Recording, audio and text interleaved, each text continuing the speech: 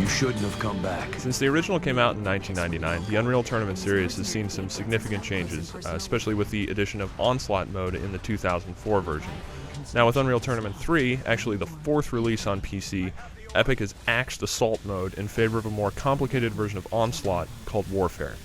It's a significant mode because, unlike the lightning-quick deathmatch, you can use vehicles, of which there are plenty in UT3.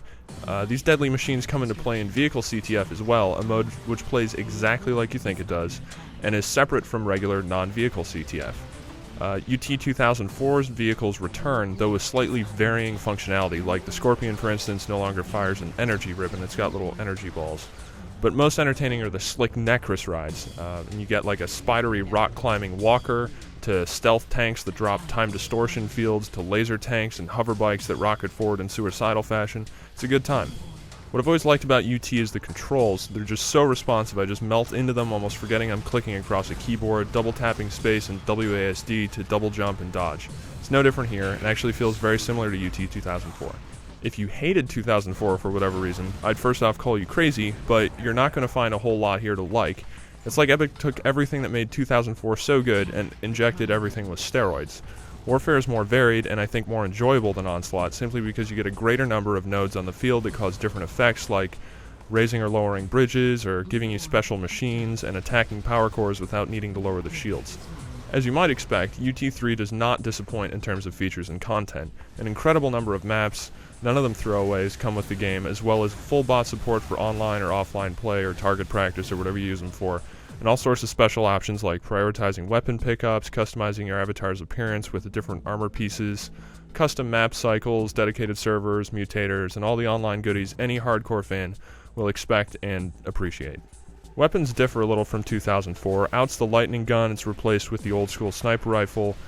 The grenade launcher got cut, the shield gun is replaced with an impact hammer which insta-kills you or knocks power-ups off of foes, which is still fine in my mind, though if you just stick to deathmatch, the game's intensity is probably going to wear you out a little bit unless you're really used to this. It's just best to frequently hop between modes just to keep everything fresh. Of course the game looks insanely pretty. The style is very much in the UT vein, only with more elaborate alien landscapes, populated with things like pulsating tentacles and otherworldly shafts of light, all sorts of stuff. And then you still get all the cramped industrial stages for your death matches. The engine performs well too across mid to high-end systems, and if you're toward the high end, you're going to get distracted more than once by the ridiculously textured walls, occasionally sprawling scope of some of the stages, and the alluringly unfamiliar vehicle designs and animations, particularly the mesmerizing scavenger. What you might not expect here is a storyline, which pits an overly muscular male named Reaper against the Necrus, a sort of goth-emo alien race who like to kill things.